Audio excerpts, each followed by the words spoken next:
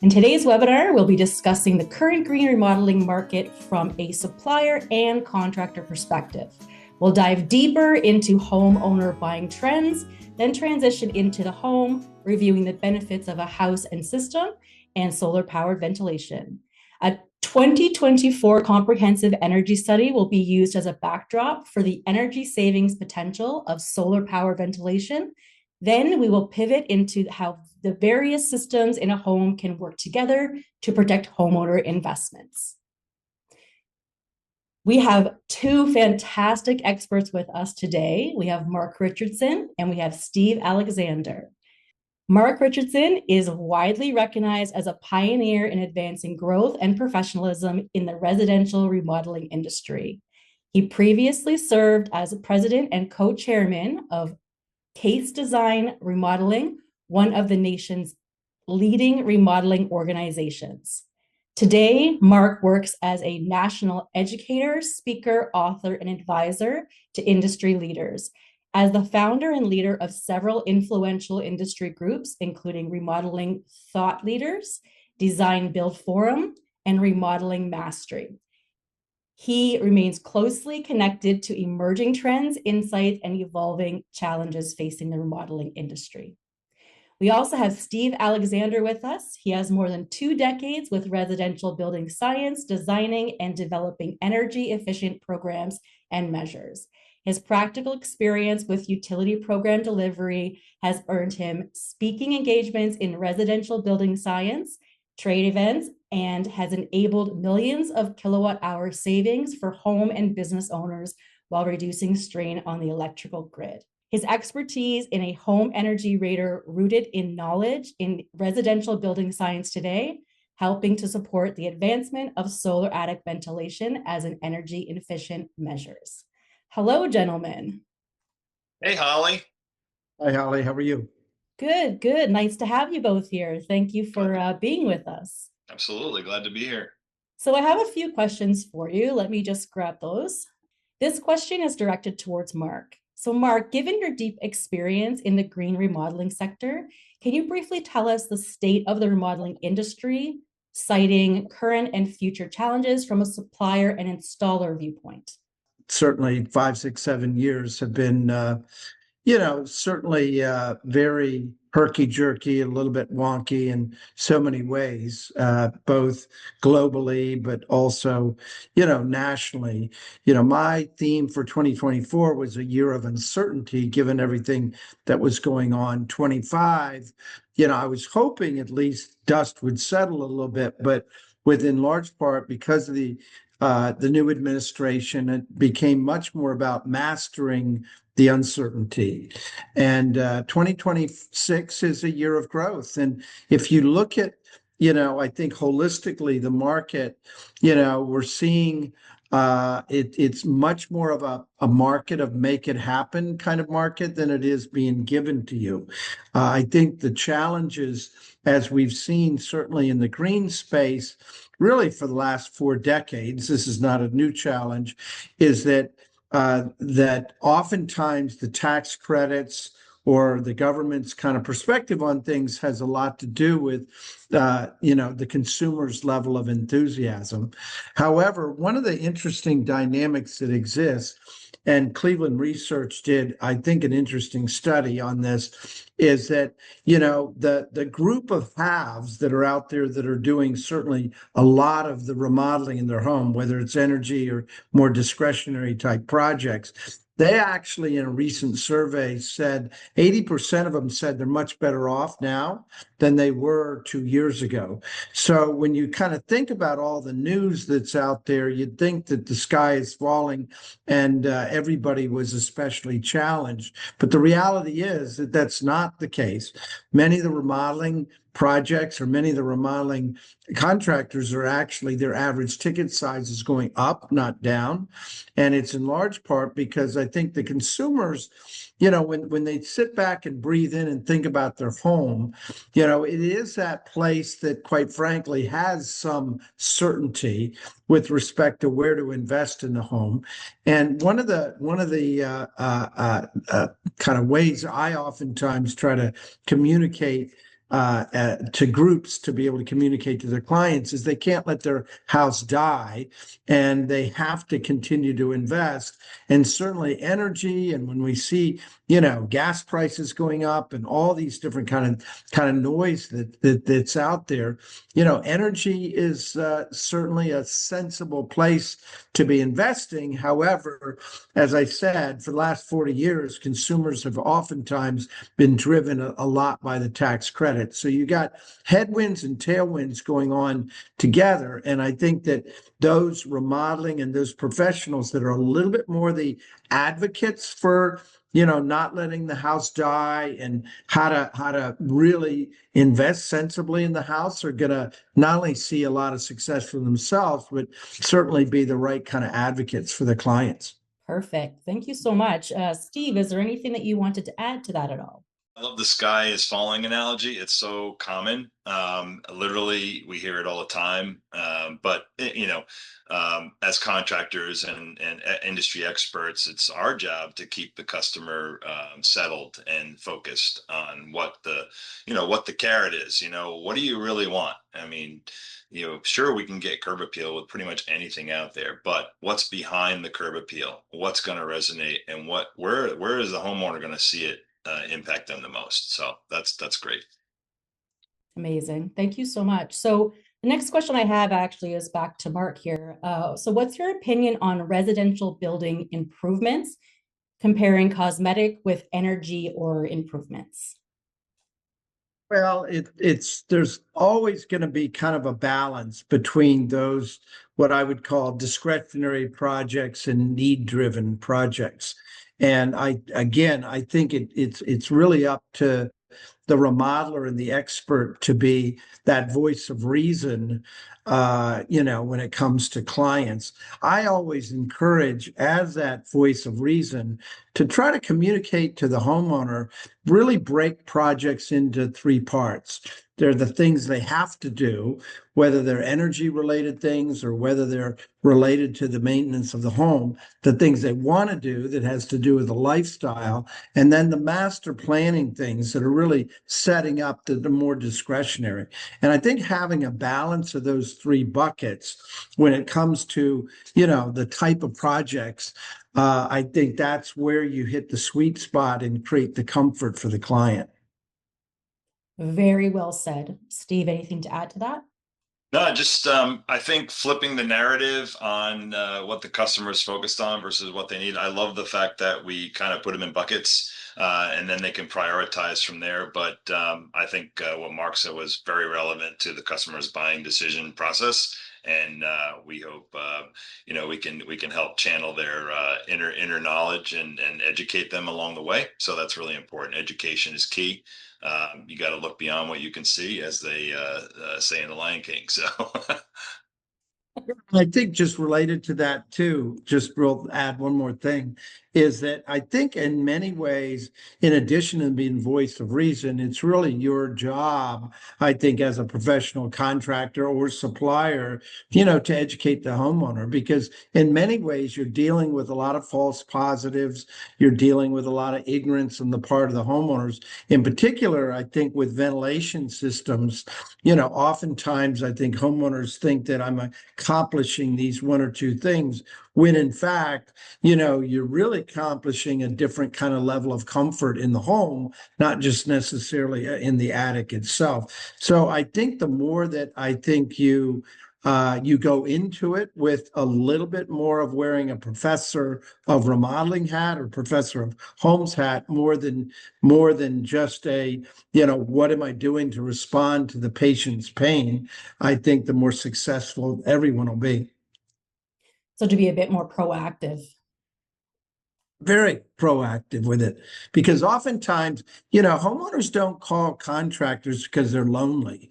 They call them because they have pain. And whatever that pain is sometimes just like going to the doctor, not necessarily the real source of what the pain is all about. So I think you have to go into the situation almost like a therapist asking a lot of questions. And out of that, you'll have a better understanding. But more importantly, you can, like I said, be a better tour guide for the client to kind of guide them into whatever the right prescription is. I feel like you just created a new follow-up webinar series called Green Remodeling Therapy 101. I love it. 100%. Well, And it is therapeutic. It is. yeah, and I didn't have on my bingo card the mentioning the Lion King in this webinar, so I'm glad that that was also mentioned. As a follow-up question, I have a question for Mark. So in the industry, do you think they're doing enough to educate homeowners on the benefits of the quote unquote, like the house as a system approach, and that energy savings, the improving comfort, the extending the life of the critical systems like their roof and air conditioning are equally important as the type of solid surface countertop or kitchen and bath fixtures that they're looking at today? I think when it comes to the information that's out there, I think the industry has done a reasonable job of, providing a lot of that. I think the more important kind of dynamic though out there today is AI. And the consumer is literally, they have the universe of, you call it almost like a remodeling university universe out there that they have access to at their fingertips with AI. And I'm seeing around the country that homeowners are bypassing the contractor to get the insights and information that they really need. So what I think more than anything, what I would encourage is to be much more of that remodeling AI expert, remodeling AI tour guide, aggregator for AI information, because in many ways the consumer is going to know more than the contractor just because of what they have that's at their fingertips. So I think yes, I do think there's an attempt at least of educating, but I think rather than kind of reinventing the wheel, why not embrace all the universe of knowledge that's out there with AI and become more the aggregator for that? And I think you're going to see a lot more success. Amazing. I never really thought about the AI component of it, but you're 100% correct. Yeah. Steve, what do you think? I mean, I think it's 100% true. It's going to empower homeowners to be more knowledgeable, which actually is better for us as an industry. It'll get harder when they start quoting pricing and things like that from the AI model, and like what the expected cost of the improvement is and things like that. It'll get a little bit more dicey, but they should be empowered. The homeowner, it's their home, and they should be fully empowered with knowledge. And that's what we're trying to do with solar attic ventilation, is to educate on the benefit. So Thank I you. think in that vein, Steve, if you go on right now and you ask any of the platforms the question of what's the expectation in terms of the level of investment, AI is going to give you that. So I think that it's a little naive on the part of the contractor to think that's not going to happen, because it is going to happen. The question is, how do you guide the client with that information, as opposed to say, you can't believe the numbers or something, and I think the more that you embrace it, leverage it yourself, but also, like I said, be kind of the aggregator of the best way to ask AI the question, more than necessarily ignore what's going on. yeah, my experience is the same. And the main thing that could get lost in translation is best practices. That's gonna be the part that will differentiate or elevate contractors in the remodeling world. What are the best practices? What is the cost for this best practice versus maybe a subpar best practice? So that's the only part I'm worried about. I'm hoping that that will translate through the AI tools that homeowners use. So and not lose sight of the different levels of that. So, but yeah. What a lot of people don't really appreciate, and I'm, at Harvard, we did a panel recently on the impact of AI on the industry, certainly energy elements as well recently, and is that, you know, every one of the panelists says, you know, AI makes mistakes, AI lies, AI is this, you know. So, you know, while AI is not human, in a way, it is susceptible to some of the human flaws that are out there. And I think the more that, like I said, you can kind of embrace it and, you know, kind of help guide the client through it. And I think the ultimate outcome will be probably a more positive, certainly for the end user. Mhm. It will be less time consuming for the contractor to do the convincing part, that's for sure. It should help in the sales process. It's a lot of education that can come from AI as long as it's not Absolutely. hallucinating, right? So thank you so much, Mark, for that insight, and Steve for jumping in and adding that additional information. I do have some specific questions for you, Steve, and Mark, feel free to jump in as well. So Steve, why is like house as a system important when homeowners are considering upgrading building an envelope or mechanical systems? And I'm just going to go ahead and share my screen if you don't mind. House as a system has been around for decades, right? I think this this concept of major systems in a home, and these are all systems, remember, that are beyond what you can see. I'll use it again. So these are the systems that make you happy, make you safe and secure. You know, this is important information, starting with the solar attic fan. People wouldn't normally put that at the top of the list. I feel like it's the top of the list. And you'll see why in a minute.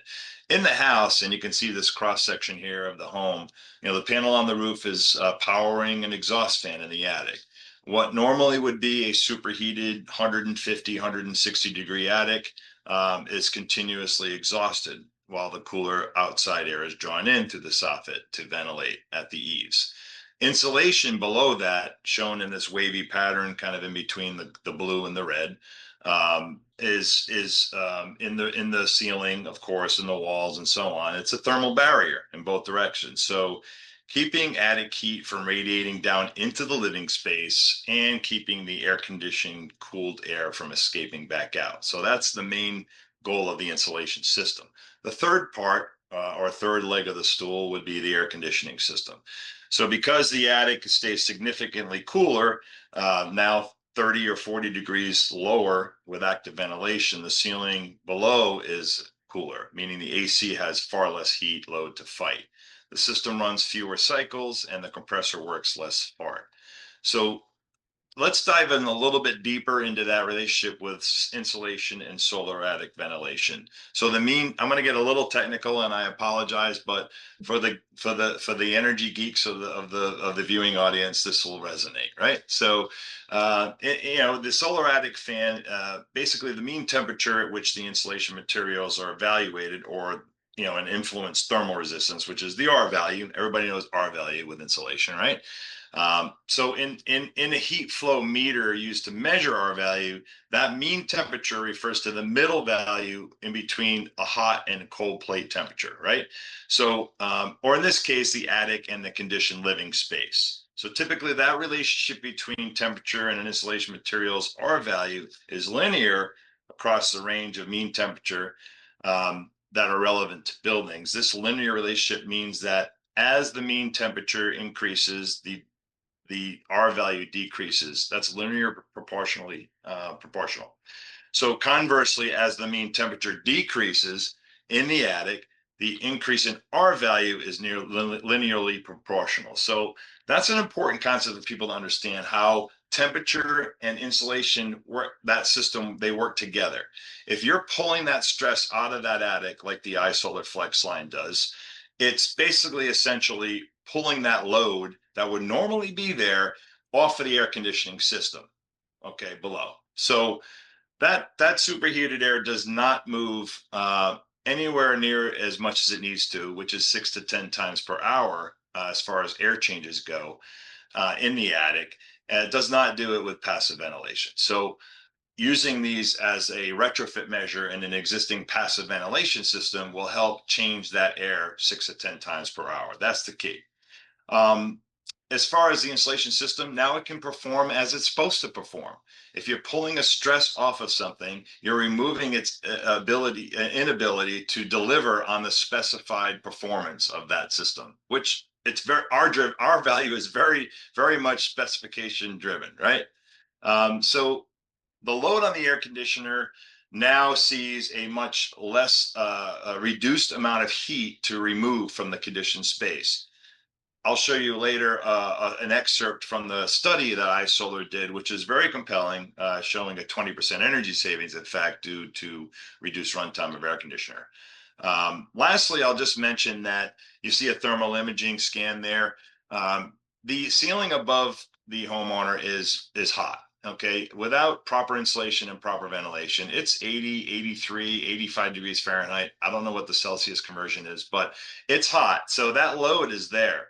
And that load is having a damaging effect on shingles and the air conditioning system running more and so on. So you will see also, in addition to energy savings and comfort, which are the immediate things you see as a homeowner, you will see an extended life of those important investments in your home.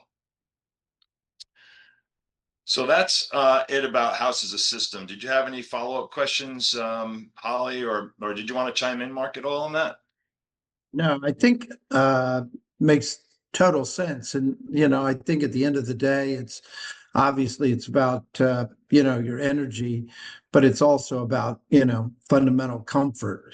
And I will say, as a, kind of remodeler, one of the more common comments we hear from homeowners is that, my second floor is too hot over my first floor.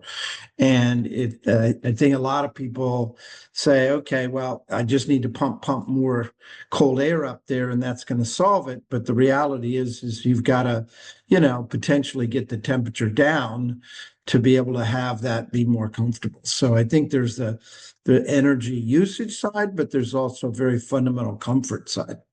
Yeah, I do want to flip the scenario too. In the winter, if you flip the red and the blue, now you have the red down below and the blue up above. That constant warm air in the living space, plus cooler, humid air in the attic above. Um, you know, Basically you're going to trap that humidity in that attic. And as heat rises, which it does, it convects through the timbers of the building in the attic and insulation and so on. You'll get that condensing effect on the wood structure in the attic, which can lead to mildew and mold and premature failure. So in the winter, the solar attic ventilation becomes a year-round measure. And what it does, it helps level the playing field in the attic with the ambient temperature outside. So you want that air change still in the winter to prevent the humidity from condensing out. Even though that heat is rising, the insulation system will protect the living area from that cold air.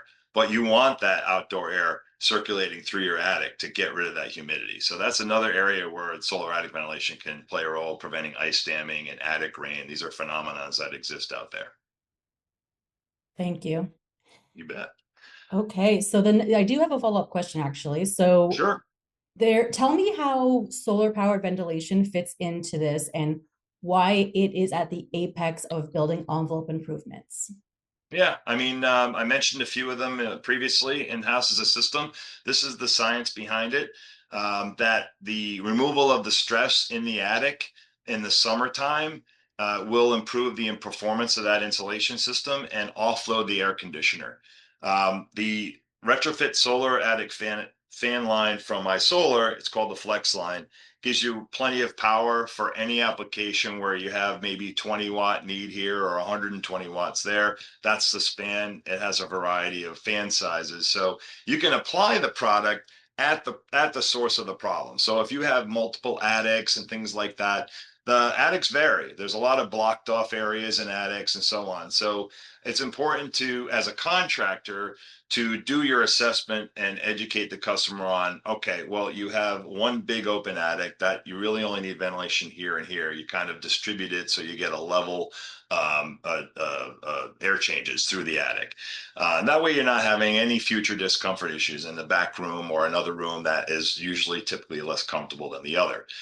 So that's what the solar ventilation line does. The tower vent you see there in the middle, that's the winter operation setup, where you want to get that power source for the exhaust fan off the roof and above where the passive ventilation is. So the exhaust on that is 2 feet off the roof. It won't get buried by snow. So in snow states, where it's snowing a lot in the winter, those passive vents are blocked. There's no ventilation. It's going to get humid in there, and it's going to unfortunately cause damage. So getting that solar panel, that source of power off the roof helps enable air changes in the winter and help prevent ice damming. So that's what that tower vent does. It gets the power source up off the roof.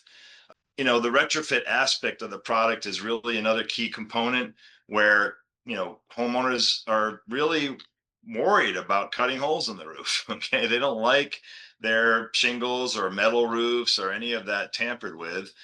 So having a retrofit solution helps ease that risk assessment the homeowner would do with the contractor and say, oh, look, this is a lot less invasive. It's easier to apply. It takes a short amount of time.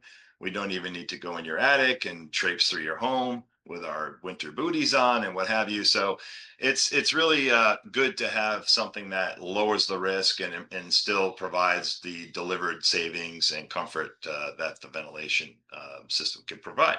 So, air quality issues come up, right? It's not just comfort and energy savings, it's real indoor air quality issues. So if you have mold development or radon gas in a basement or just humidity causing issues in your home, that's something that this ventilation can really cure and help. So it's really important to understand that.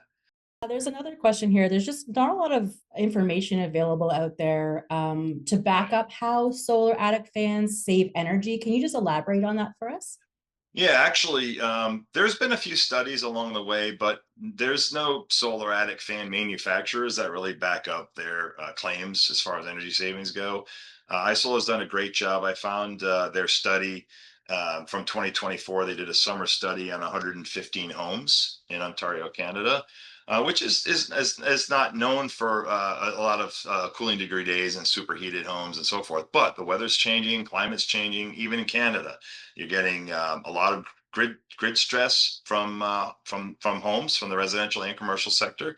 But this study they did, summarized here in this small excerpt, proved that there was a annual energy savings attributed to ventilating attics using solar attic ventilation. So this retrofit solution was applied to existing passive vents and proved through a third party verification that there was a 20.4% savings, in fact, in kilowatt hour. So that's a straight energy savings directly attributed to reduced runtime on the air conditioner. There's also a demand savings, which is even more significant in certain demographics because grid stress is a problem. And investments in the grid on the utility side is an issue as well. And just even getting transformers upgraded or any kind of a part of the grid upgraded, it just takes a long time. So people could see brownouts and blackouts and so on. So this measure has a lot more potential as the apex measure above insulation and air conditioning efficiency. Get the stress out, protect your conditioned area, and then deal with your HVAC. That's the order of priority for me. It's interesting. Last year, it was the first time I've ever heard about brownout. We had two of them, and it was very interesting to me that, how much stress it is on the grid. Yep. Yeah. No, it's a real thing. It's a crisis actually. And unfortunately, the folks that can't afford air conditioning are the ones that are going to suffer the most. Elderly people, lower income or income qualified type families where they just can't afford air conditioning or afford to run it, they're going to suffer. And it's a real crisis on our hands. So we're hoping we can help with this type of measure. Thank you so much.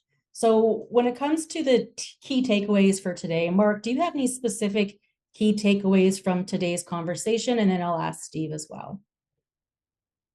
Just the key takeaway is, I do think your home continues to be your greatest asset. And I do think that the more that you look at it holistically, both in terms of, energy saving, sustainability and lasting of the materials, the health and fitness of the home, and certainly not the least of which is the comfort. And I think if you look at it holistically like that, you'll make better decisions in terms of, how to approach your renovation. Amazing. Thank you. How about you, Steve? Yeah, I mean, I just want to kind of wrap it up with, solar attic ventilation is relatively unknown. People don't know what's going on above their head most of the time. So when I speak to people, I give them information about how industry experts like Brian Baumler have installed this product on their own resorts, their own real estate. Also, that the product has been tested by entities like Building Knowledge Canada, Canadian Centre for Housing Technology, University of Ontario Institute of Technology, and many other institutions that are highly regarded in the home building industry of North America. So I think it's important for them as they use AI or Google to search out solar attic ventilation for their home. I hope that they see that it's certainly well founded in the industry. It's a great technology. It's the lowest cost, highest impact technology you can do in your attic, 100%. I've run the numbers. It is that. And I tell people all the time when I consult with them on their home and how they can improve their home's efficiency and comfort and so on. So I think that's the exciting part for me is that it's industry backed. There's companies like Isolar producing really third-party verified studies and education behind the product and technology. And folks like Mark who are out there evangelizing in the home remodeling industry, just being an industry expert. And we hope that he's around for much longer and doesn't jump ship into the retirement age. We can't have that, Mark. So I'm hoping you're staying on forever, okay? Because your knowledge is unprecedented. Well, thank you. Appreciate it. Okay, so let's wrap today's session up. Steve, you want to take it away? Yeah, absolutely. I just want to offer viewers the opportunity to see the solar attic ventilation study firsthand, talk further if they want. I wanted to share our contact information from what Mark and myself. I've been involved in many studies about energy efficiency measures and utility programs designed around energy measures and things like that. So the utility space, I will add, is absolutely bullish about this measure and about getting it into their programs as a direct install measure that can improve home performance and so on, and maybe help those other folks that have difficulty affording energy improve the performance of their home. So I'm pretty excited about the future with this measure, and I'm pretty excited about the industry rebounding and moving forward and getting homeowners what they deserve and keeping them safe and an affordable home housing for them. So that's it. That's all I have for you, Holly. It was really great to participate today in the webinar, and nice to speak with you again, Mark. Absolutely. Thank you so much.